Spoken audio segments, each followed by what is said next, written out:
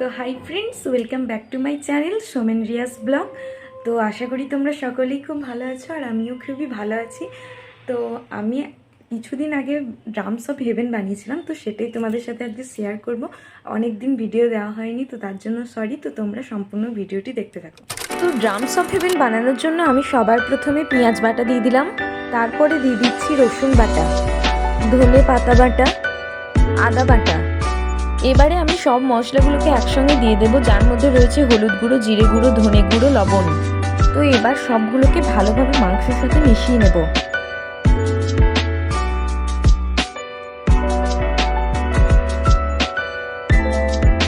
এবারে আমি দিয়ে দিচ্ছি কর্নফ্লাওয়ার, দিয়ে দেবো একটা ডিম, আবারও সবগুলোকে ভালোভাবে মিশিয়ে নেব।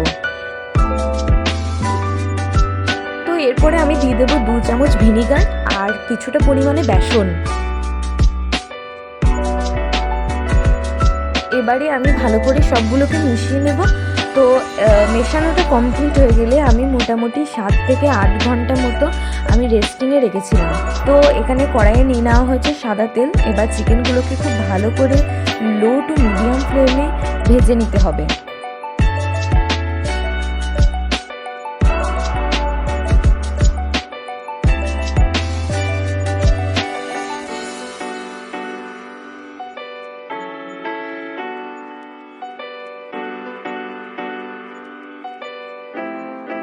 তো এখানে দেখতেই পাচ্ছ চিকেনগুলো একে একে ভাজা হয়ে যাচ্ছে।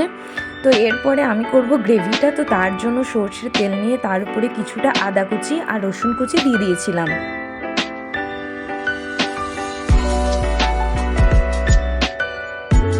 তো এরপরে আমি দিয়ে দেব পেঁয়াজ কুচি অল্প পরিমাণে।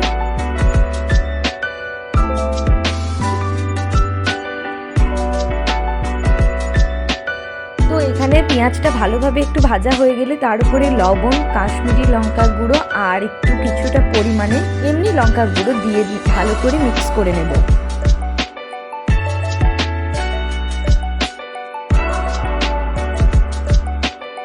তো এবারে আমি সসগুলোকে অ্যাড করে দেবো, যার মধ্যে রয়েছে tomato sauce, green chilli sauce আর সয়া সস। ভালোভাবে ফুটে গেলে আমি ওর উপরে কিছুটা পরিমাণ জল দিয়ে দিয়েছি। এবার একে একে আমি সব লেগ পিসগুলোকে দিয়ে দেব।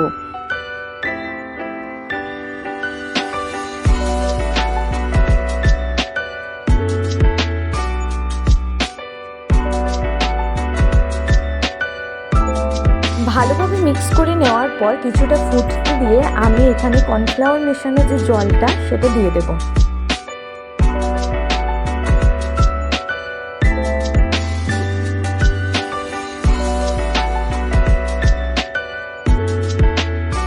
দেখতেই পাচ্ছ আমার কিন্তু ড্রামস অফ হেভেন একদম রেডি হয়ে গেছে।